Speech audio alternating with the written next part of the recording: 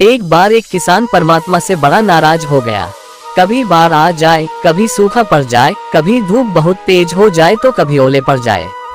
हर बार कुछ ना कुछ कारण से उसकी फसल थोड़ी खराब हो जाए। एक दिन बड़ा तंग आकर उसने परमात्मा से कहा, देखिए प्रभु, आप परमात्मा हैं, लेकिन लगता है आपको खेती बाड़ी की ज्यादा जानकारी नहीं है।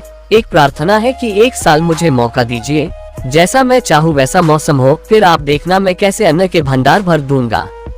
परमात्मा मुस्कुराए और कहा, ठीक है, जैसा तुम कहोगे वैसा ही मौसम दूंगा, मैं दखल नहीं करूंगा।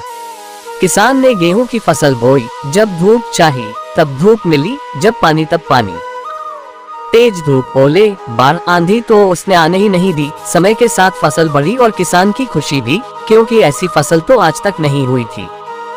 किसान ने मन ही मन सोचा, अब पता चलेगा परमात्मा को कि फसल कैसे करते हैं। बेकार ही इतने बरस हम किसानों को परेशान करते रहे। फसल काटने का समय भी आया। किसान बड़े गर्व से फसल काटने गया, लेकिन जैसे ही फसल काटने लगा, एकदम से छाती पर हाथ रखकर बैठ गया। गेहूं की एक भी बाली के अंदर गेहूं नहीं था, सारी बालियां अंदर से खाली थी। बड़ा दुखी होकर उसने परमात्मा से कहा, प्रभु ये क्या हुआ? तब परमात्मा बोले, ये तो होना ही था, तुमने पौधों को संघर्ष का जरा सा भी मौका नहीं दिया। ना तेज धूप में उनको तपने दिया, ना आंधी ओलों से जूझने दिया। उनको किसी प्रकार की चुनौती का एहसास जरा भी नहीं होने दिया, इसलिए सब पौधे खोखले रह गए। जब आंधी आती है, तेज बारिश होती है, ओले गिरते हैं, तब पौधा अपने बल से ही खड़ा रहता है। वो अपना अस्तित्व बचाने का संघर्ष करता है और इस संघर्ष से जो बल पैदा होता है वो ही उसे शक्ति देता है, ऊर्जा देता है, उसकी जीवटता को उभारता है।